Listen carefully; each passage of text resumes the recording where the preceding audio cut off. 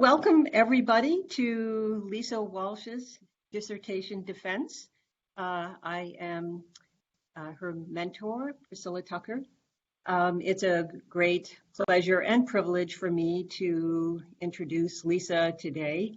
I've known Lisa for over 8 years now, and it's my children tell me that I talk to my graduate students the same way I talk to them. So I feel like maybe they are my own children as well. So I want to just give you a little background on Lisa. She started here, did a traditional master's degree at the University of Michigan. Prior to that, she graduated from Bowdoin College in Maine. She then, her master's work was on a range expansion of opossums around the Great Lakes, and this really set the stage for a much larger study that she is going to share with you today. While Lisa has been at the University of Michigan, she has also done a lot of other things besides her research. In particular, she has taken a great interest in pedagogy, and she has been very active in this area throughout her time at Michigan, including being a graduate student instructor in many courses, 171, 173, genetics, and most recently, the biology of mammals. She has also served as a graduate student mentor, as a graduate student instructional consultant for CRLT, and in addition, she has done a number of curatorial assistantships in the Museum of Zoology. But her pedagogy work has resulted in a couple of publications. And she also is the recipient of an Outstanding Graduate Student Instructor Award. These are competitive awards given by the Rackham Graduate College, and that award was given to her in 2018. In addition to her activities in pedagogy, and I might also add here just briefly, Lisa developed a number of very creative laboratory exercises in the biology of mammals course. And the students absolutely adored her. And just an anecdote, during their midterm exam this year, she put on the screen, we have a video screen in the room, a manatees swimming underwater. And it was a very sort of gentle, bubbly kind of experience for the students, who greatly appreciated it as they were, under a lot of stress doing this midterm exam. So it was kind of cool. At any rate, so Lisa, in addition to this, her pedagogy work, she's also been very active in our department. She served as the grad student president in 2018, 2019. She's the mental health point person for our department, and she served in this role since 2018. And she has served on the Biology Education Researcher Search Committee, and also was involved in on the committee for the Early Career Scientist Symposium a couple of years ago. Okay, so as I mentioned, Lisa has expanded her work on range expansion using a generalist mesopredator, or looking at a generalist mesopredator, the Virginia opossum. And one of the things that stands out about the work that Lisa has done is the breadth of sampling that provides the data for her research. And I really want to give a shout out to a couple of people who helped her along the way. Two are her parents, Maury and Beth. I know very few parents who would be willing to sample roadkill for their daughter. And so I really kind of amazing. The second person I want to give a shout out to is Evan, Lisa's husband. Evan arranged for Lisa to gain access to a possum that was found or collected in North Dakota. And Evan, I think this might have sealed the deal. So thank you for that. And okay, so now I think I'll turn it over to Lisa, who will share with you some of her research from her dissertation on range expansion in the Virginia opossum.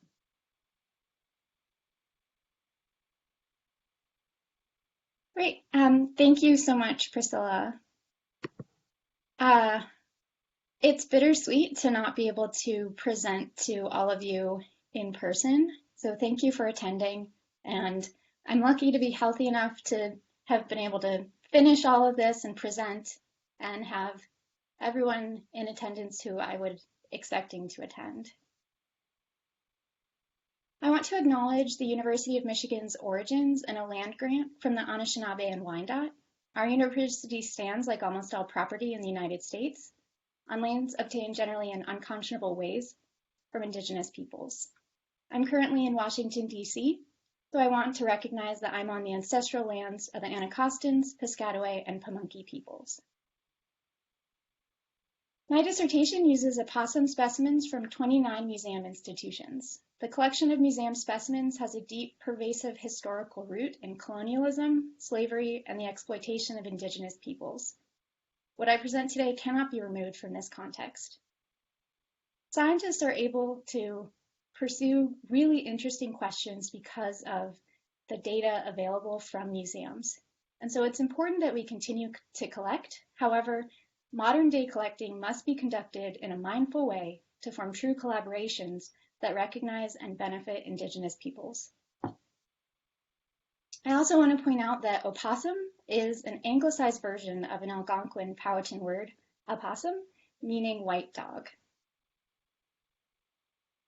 Today, for my defense, this is the outline. I will introduce why we should study range expansions, try not to talk your ear off about my study organism, the Virginia opossum, and review 3 of my 4 chapters. For over a century, scientists have asked, why do we find the species that we find, and why are they where they are? To examine this question, biologists have created a variety of foundational ideas, and I'll discuss 3 concepts with you today. The first comes from Joseph Grinnell. He was researching a bird species, but as a mammologist, I can forgive him. And he concluded that the California thrasher was found in chaparral habitat, and its distribution was really controlled by mountain slopes having particular temperatures and precipitations. So the Grinnellian niche concept emphasizes climate and habitat shape a species distribution. About a decade later, Charles Elton put a species niche into a biotic context. So for a given species, it was really about food availability and the presence of predators. With the Eltonian niche concept, it's about a species' response to its biotic environment. And finally, Hutchinson proposed that we can calculate a species niche as an n-dimensional hypervolume, where each dimension is a different variable, and these can be both abiotic and biotic factors. I don't want to stop here, though, with the foundational work. Biologists are still asking these questions from new perspectives and with new methods. For example, Garraway and colleagues found that the southern flying squirrel was spreading further and further north in Canada, and this was due to climate change. This highlighted that the northern edge of their distribution is limited by climate, as Grinnell had predicted. Also, there was something new going on, both ecologically and evolutionarily, because suddenly they were overlapping with northern flying squirrels. And so they were beginning to hybridize, but also potentially push northern flying squirrels out of their distribution. John Bridle and colleagues were studying the brown Argus butterfly in Britain, and they noticed that some individuals had switched to a new host plant species. This new plant was found across more of Britain, and so these butterflies were suddenly showing up in areas where they had never been before. So a switch in a biotic interaction allowed their distribution to increase. Following up on Hutchinson's idea, with a niche being an n-dimensional hypervolume, Dirk Beerhoff and colleagues proposed that we use stable isotopes as these dimensions, and thus use an isotopic niche to measure a species niche. The two animal examples I gave you, the flying squirrel and butterfly, are examples in which ongoing changes, positive changes in a species distribution, revealed variables shaping their distribution. We commonly refer to this as a range expansion, where individuals are entering new, previously unoccupied spaces for a given species. In the example I have shown here in red, this is the 9-banded armadillo's range as of 2014, and Tallman and Robbins projected that in the coming decades, the armadillo will expand into these pink areas. So for my family in Columbus, I hope you're looking forward to armadillos. Understanding how species are successfully spreading further north will help us understand growing pressures of climate change and human modifications to the landscape. Because their ranges are actively changing, it's easier to identify the variables that are shaping their distributions. These can include climate change, behavioral changes, flexibility to new environments, and microevolution. I chose the armadillo as my example here because it is part of a larger group of South American fauna, pictured on the top, that found their way into North America starting around 3 million years ago because of a land bridge that formed between the two American continents. You might recognize some of the animals pictured here, but I want to draw your attention to the opossum. Now, this is an artistic interpretation. I don't think they actually rode ground sloths into North America, but based on fossil records, we can project that these opossums arrived about 1 million years ago in North America. We currently have at least a dozen marsupial species in North America. I have 10 of them pictured here. They all belong to the marsupial family Didelphidae. Most of these species, though, are limited to Central America. Some can be found as far north as Mexico, but only the Virginia opossum, Didelphis virginiana, is found in the US and Canada. And I refer to this in temperate North America. I showed you the diversity of opossums in North America and their distributions to highlight that they've predominantly evolved in the neotropics, in warm, wet environments. So it can get pretty depressing when we see Virginia opossums at the very edge of their range. As an example, I'm going to show you a male opossum that I collected in North Dakota from 2017. He was exhibiting extreme frostbite. We can tell this from the large blister on his nose and by comparing his front foot to his hind foot. His front foot is nice and pink. This is what we would expect. His hind foot was crusty and blackened from necrosis due to frostbite. Because of their fleshy appendages and metabolic rate, opossums don't want to forage in heavy snow or freezing temperatures. And so if winter conditions are really bad, they will just go a day without foraging. However, they also won't adjust their metabolism in the winter to compensate for this. So opossums that are experiencing harsh winters can lose up to 40% of their body mass. And researchers have found that in order to survive this loss, they have to weigh at least 2.5 kilograms when winter sets in. This male opossum pictured here, as of January, was already skin and bones. I could feel all of his vertebrae, and he still had months of winter to go through. Yet, despite these really rough winter conditions that opossums face, they're continuing to spread north. I'm going to illustrate this by plotting every museum specimen collected per county over time. By the 1940s, museums have documentation of human-facilitated introduction of opossums to the West Coast, because I guess if you're worried about being homesick, when you move out west, you bring opossums, and then you're really not good at keeping them penned in. By the 70s, we have documentation of them reaching Canada. And my graduate work, I collected opossums in New England and the upper Midwest. Just a brief overview of the opossum natural history. They're found in a wide variety of habitats. This includes mixed and deciduous forests, marshlands, and edge habitats, which can include agricultural fields and suburban landscapes. They do tend to avoid very dense forests, especially coniferous forests, high altitudes, and deserts. They're omnivorous, and they're also solitary and pretty nomadic. They can have about 20 dens that they cycle between, typically spending only 1 or 2 nights at a particular den in a row. They're also short-lived. Their average lifespan is about 1.5 years. Using thermoregulation studies of opossums and population modeling, multiple researchers have found that opossums are further north than we would predict based on winter survival. So they seem to have spread further than their climate niche. That, combined with their seemingly lack of adaptations to survive harsh winters, led me to ask the overarching question for my dissertation: how are opossums spreading north? To address this, I looked at the question from 4 perspectives. I tested a potential winter survival strategy. I examined ecological variation across their range. I looked at how humans might be impacting them. And I looked at how historically they might have spread into temperate North America. I won't be talking about this last chapter today, but very briefly, using genetic data, there's evidence that their expansion into temperate North America was very quick and that it was composed of a lot of possums.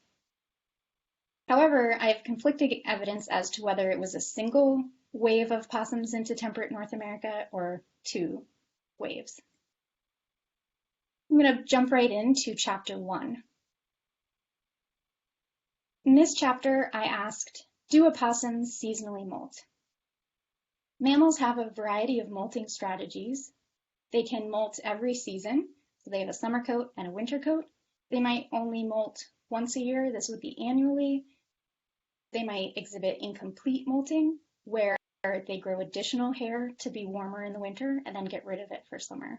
These are just a few of the strategies, but we see seasonal or incomplete seasonal molting in mammal species that are in environments that are extreme enough that it's worth it metabolically to grow new hair. And so, based on the observations of opossums at the northern edge, it seems like it might be worth it for them to grow new hair. To look at this question, I collected opossums from 2 groups: captive opossums and opossums from museum institutions at the northern edge of their range that had been collected in different seasons.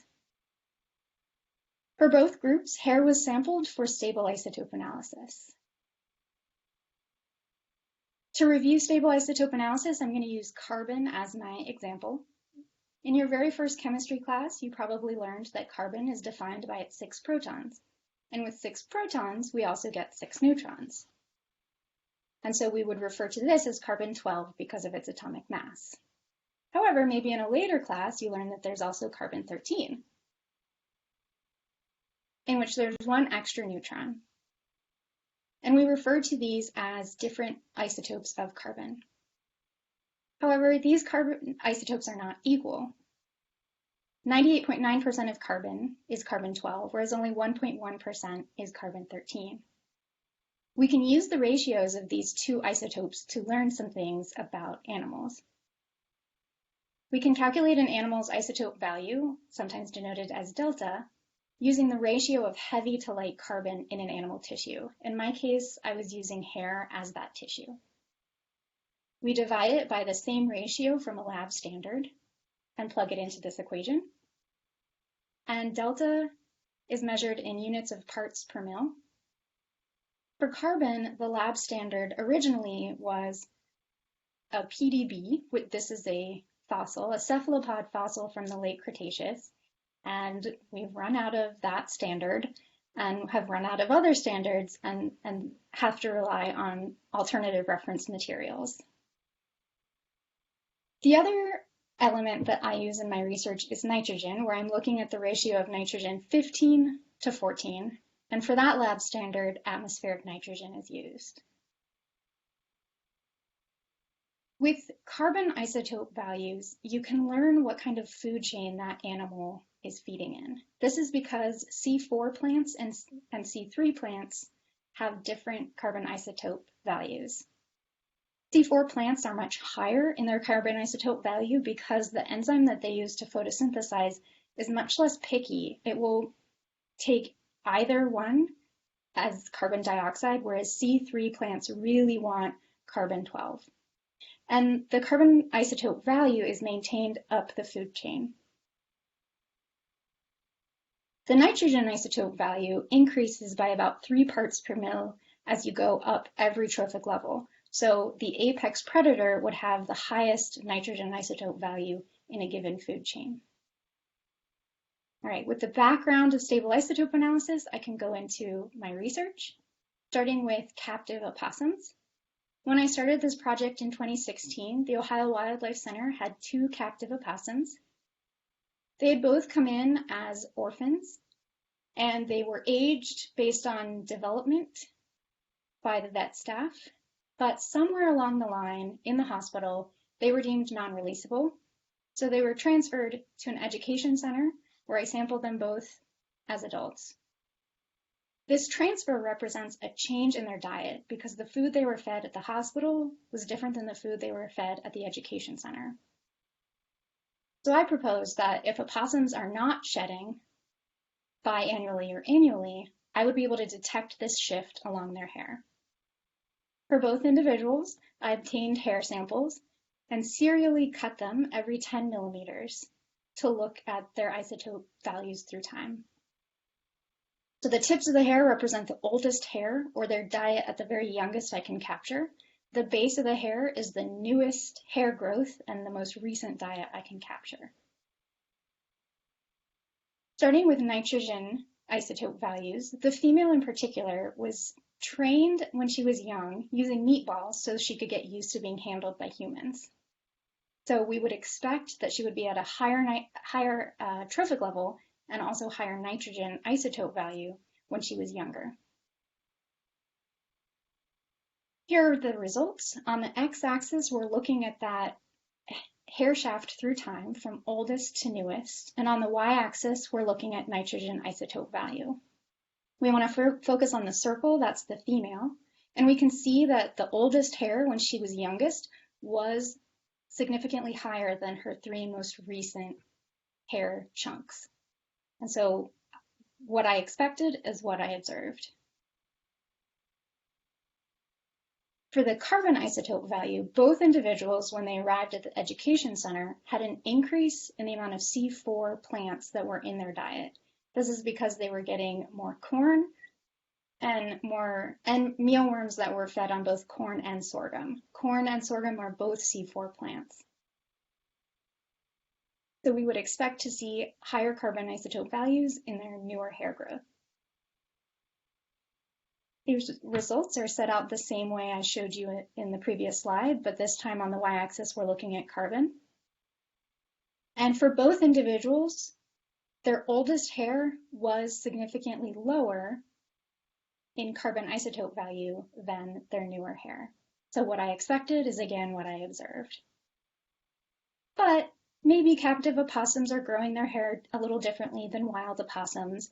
In addition, both of these opossums were sampled in the summer. And so if they're growing additional hair in the winter and then getting rid of it, I can't tell from this particular data. So I turned to opossums from museum collections. Based on dissections, opossums' diet varies between seasons. Just to illustrate this, I'm going to show you a study from Illinois. And just very briefly, I've highlighted plants and the volume that they made up in the GI tract. It was only 6.5% in the winter, but 47% in the summer. So if opossums are shedding seasonally or growing additional hair for the winter, I would expect isotope values to vary between the collection seasons. I had museum samples of opossums from the north collected in the fall, summer, and winter, so I could compare the isotope values between these 3 seasons. Very briefly, the nitrogen isotope values between the 3 seasons, no difference. Carbon isotope results between the seasons, no difference. To conclude with chapter 1, do opossums seasonally molt? I was able to detect a known diet shift in the captive opossums along their hair shaft, which suggests that I can capture a lot of an opossum's lifetime diet in their hair. And isotope values from wild opossums didn't vary between seasons, so it seems like they're not exhibiting incomplete or seasonal molting. So my results do not support opossums seasonally shed.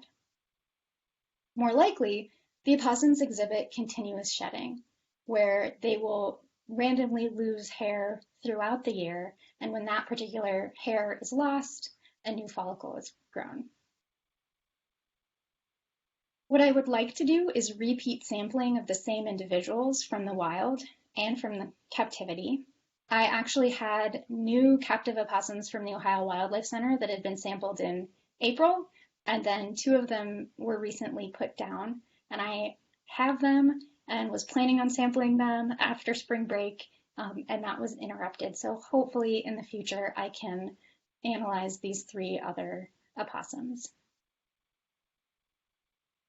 What chapter 1 established is that sampling opossums from different seasons in the wild is not going to impact my data for asking other questions. With that in mind, I can move on to chapter 2. For chapter 2, I wanted to know, how does the opossum's use of its environment vary across its range? This was really inspired by natural history work by a variety of researchers. And I've compiled them all into this table. You can see that I've organized it by state on the very left-hand column, from most northern state to most southern state. I've highlighted in green some things I want to point out. Wisconsin opossums were eating a lot of vertebrates, especially birds and mammals. Only 6% of their GI tract was plant. You can compare that to Texas, where almost 45% of what was found in dissections were plant. So based on these results, which it's kind of only a sample of where opossums are found, but it seems like opossums in the north are more carnivorous. What this table is also illustrating is that opossums eat a lot of different food items. These 5 columns, insects, birds, mammals, plants, and herps, these are only a subsample of what was actually found. They were just the most commonly referred to. So opossums are generalists. There are 2 kinds of generalist species, and I'm going to work backwards. Type B, at a population level, the species is eating a variety of food items. But when you look individually, the individual is eating a special particular food. So individuals are specialists. Examples include the loggerhead sea turtle, Gentoo penguins, and some passerine birds.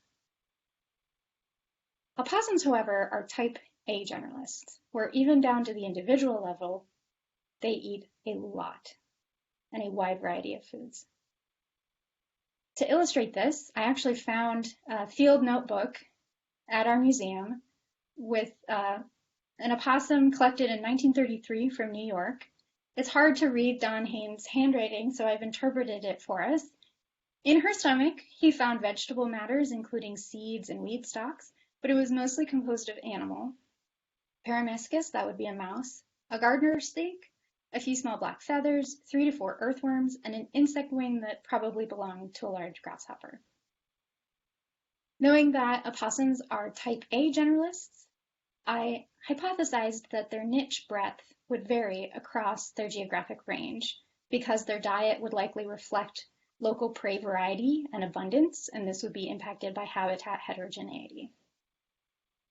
This map indicates the opossum's range in gray, and it can be kind of daunting thinking of how I can look at their diet variation across their entire range. Luckily, I could use the isotopic niche. Just as a reminder, this is leveraging the idea that a niche can be calculated as an n-dimensional hypervolume, where in this case, I'm using different isotope values as my dimensions. Typically, isotopic niches are calculated using two elements. In my case, I used nitrogen isotope values and carbon isotope values. To calculate the niche, we would collect some samples and measure the niche as the ellipse here.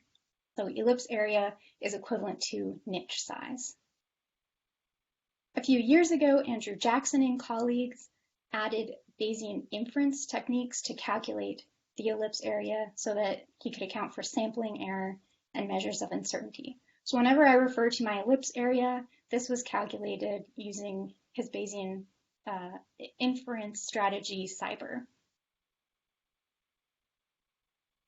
Okay, so I have updated my hypothesis. It's particular, I'm looking at the isotopic niche breadth, but I want to look at geographically how they vary. So I established 6 regions based on the history of the opossum's expansion.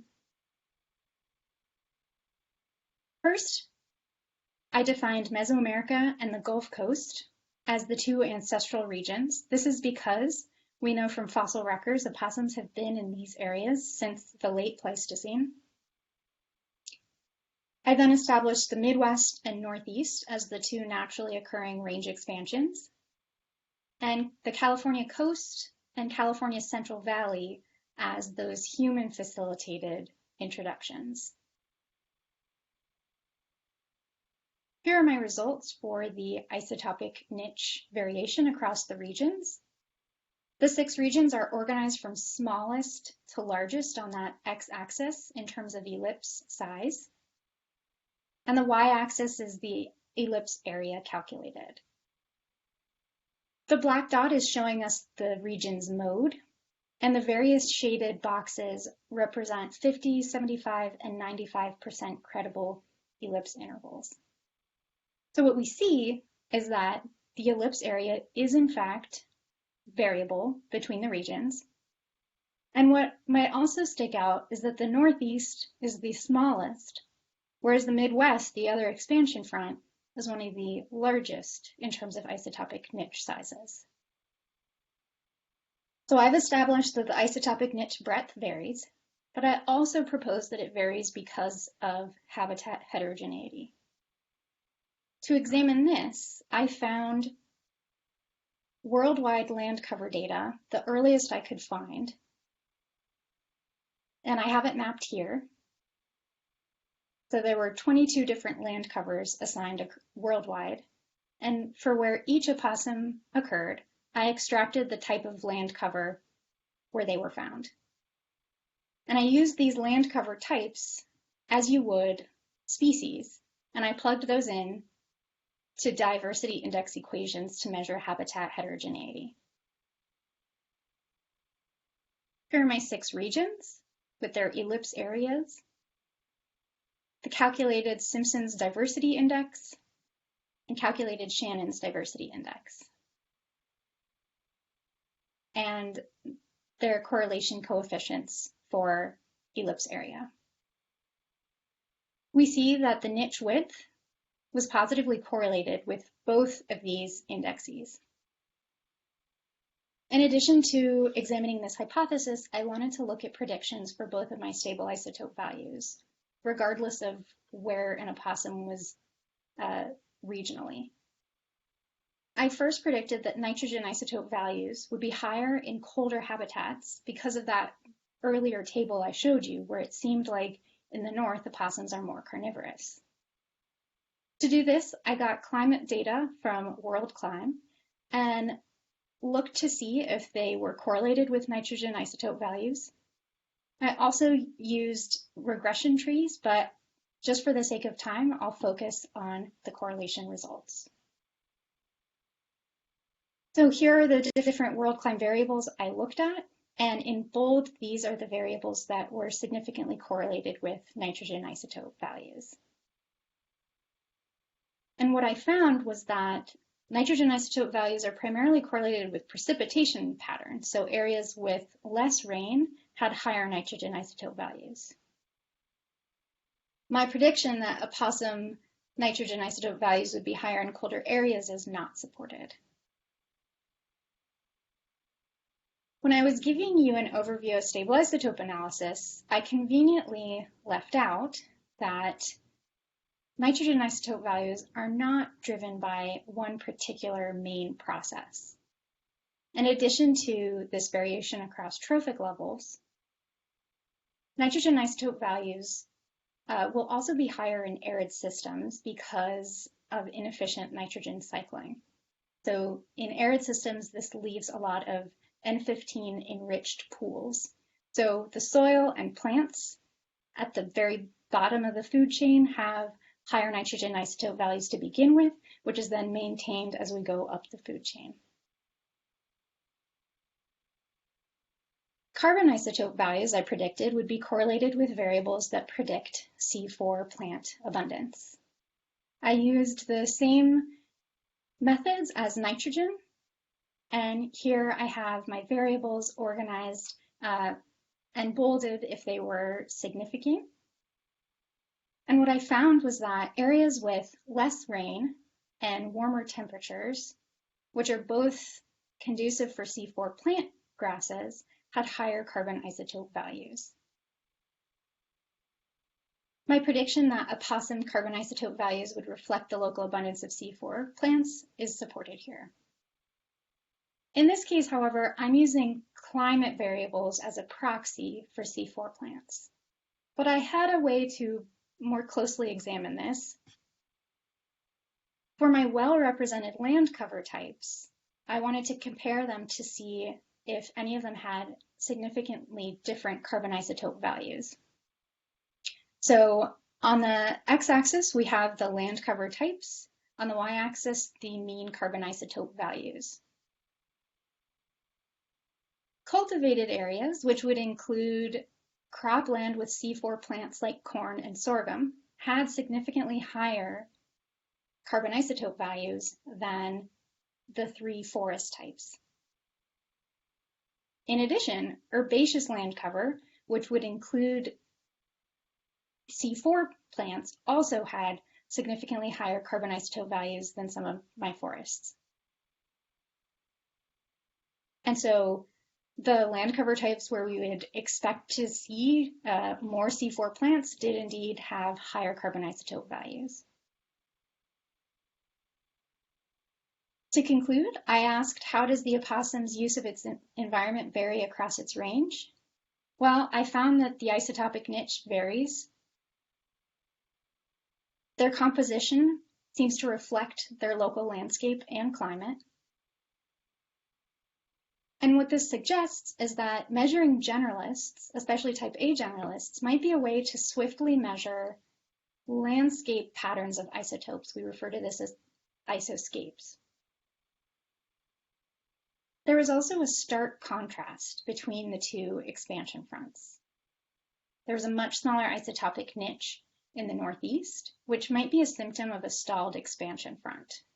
According to Maine fur biologists, opossums have not really been moving further north than Portland, Maine.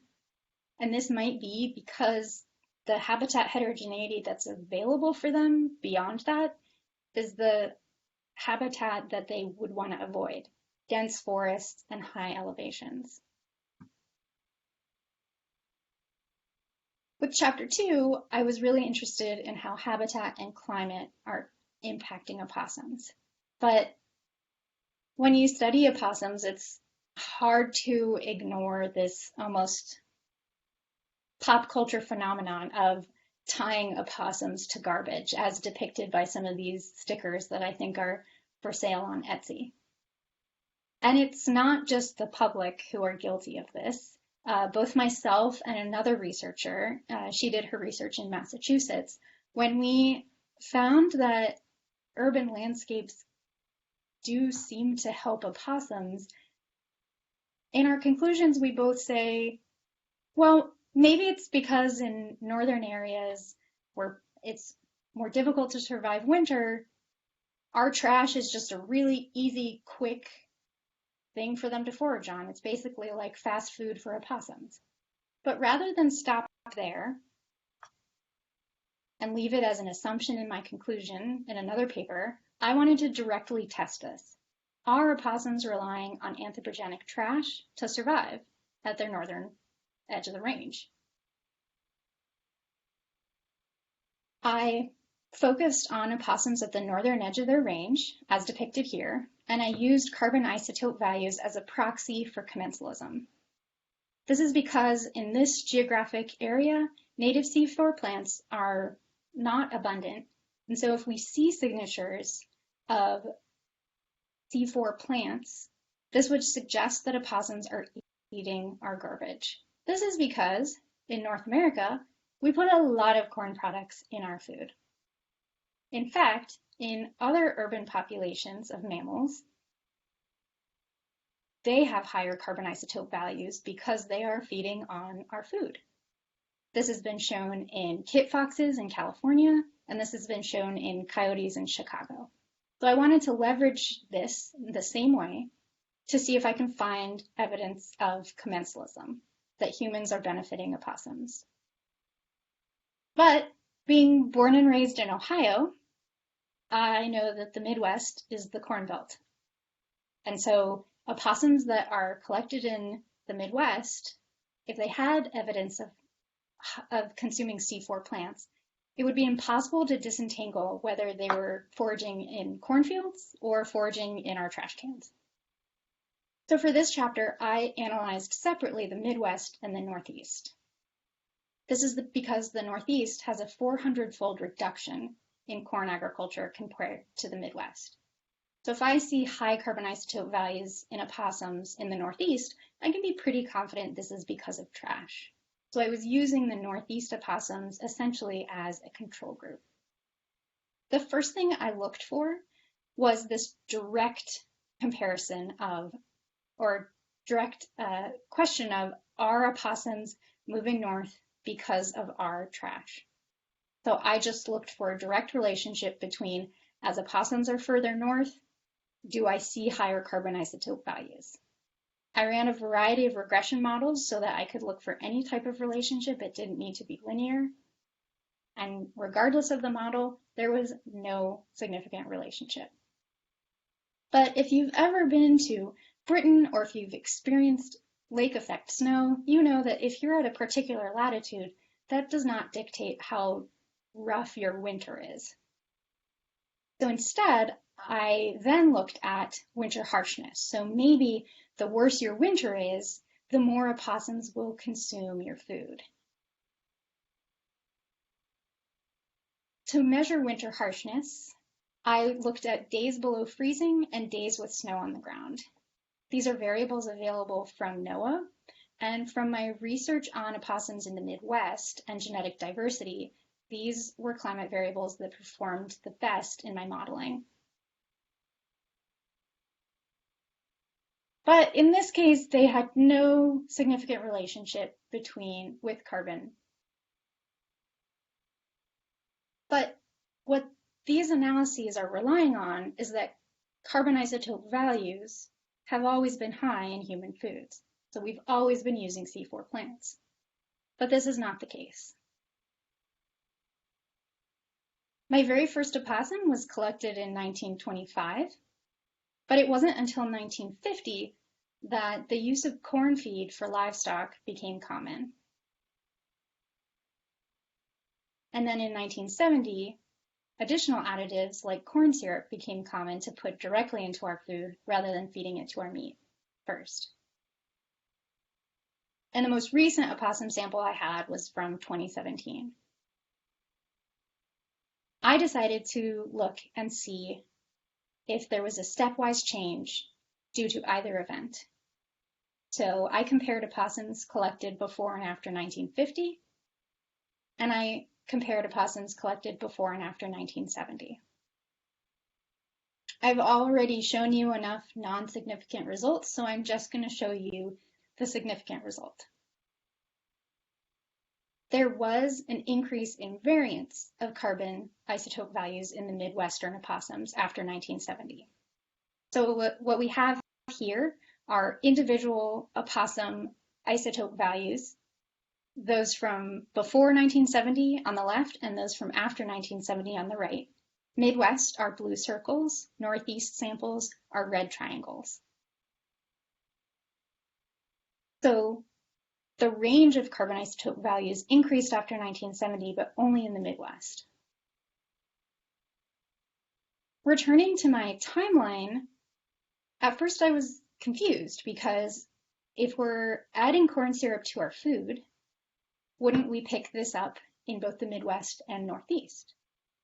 But then my committee member, Catherine Badgley, pointed out the 1970 was when the USDA began pushing Midwestern farmers to farm every inch of land, especially soybeans and corn, so that we can outcompete the Soviet Union. So this narrative of the Midwest really ramping up their corn agriculture makes a lot more sense. To conclude, are opossums relying on anthropogenic trash to survive at their northern edge of their range? I do not have evidence that they are.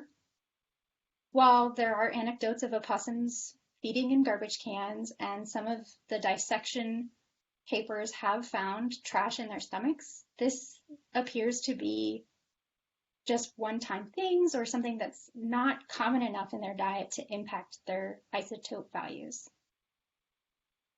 However, I'm relying exclusively on C4 plant additives in our foods. So if opossums are going into our trash and feeding on apple cores or fruit peels, I wouldn't be able to tell that. What I would really like to investigate is maybe opossums are using garbage cans and compost as dens, because that garbage and compost might be giving off some really nice heat in the winter. I did find that the range of carbon isotope values increased in the Midwest following this 1970s corn boom, which suggests that agricultural landscapes are important. The opossum's diet does not seem to be strongly impacted by urbanization, but by agricultural change. And this further supports my genetic results, which found that opossum diversity is higher in areas with more farms. To attempt to tie it all together, how are opossums expanding? They continue to lack what we consider traditional winter adaptations in mammals. There's no evidence that they seasonally molt. Opossum's isotopic niche reflects the region's habitat heterogeneity. And here I suggest that it's worth looking into type A generalists to see if more diverse landscapes results in larger niches for a generalist. The opossum does not seem to be strongly influenced by our human garbage. So regarding commensalism with humans, I don't have any evidence for that, but modifications to agricultural landscapes do seem to impact opossums. Overall, the opossum's generalist diet seems to allow them to be very resilient to both climate change and land use modifications, and may be part of why they are rapidly expanding. And with that, I want to thank my advisor, Priscilla Tucker, and also wish her a happy birthday. I also want to thank my lab mates, Bea and Marcella, who are now graduated, and my committee, Catherine, Ben, and Allison, and all of my office mates from Liliana's lab. I have a lot of other people to thank, especially Raquel. She was instrumental in so much that happened in the biodiversity lab, and John from ARC has also been helping me a lot with my 4th chapter. And I just want to thank all of the faculty, staff, and students, both current and those who have already graduated, for really helping me throughout my entire graduate program. I also want to thank those who helped me get samples, the North Dakota Game and Fish and Ohio Wildlife Center, and sources from my grants, especially the American Society of Mammalogists, which is really a great society to belong to as a graduate student. I want to thank my in-laws, Thomasine and Al. Al was actually the one who sent me the newspaper article about the opossum in North Dakota, because that is news in North Dakota. And they stored the carcass for me. And so thank you so much for doing that and for raising the son who would go out and collect the carcass for me. Evan has been an incredibly supportive spouse, very patient, and putting up with me, who was the ball of stress leading up to today. I also want to thank my parents. I think these are pictures from them when they were younger than me, doing science, and my mom's being goofy, looking at binoculars the wrong way. They just, I want to thank them for taking me out into nature, getting me excited, and for putting up with me being a mammologist when they're both trained entomologists. And they continue to be supportive parents to today. As Priscilla mentioned, they picked up roadkill for me. My mom also volunteers at the Ohio Wildlife Center, so she was instrumental in helping me get the opossum samples. And they raised an entire family of biologists, and I'm just incredibly lucky to have such great parents.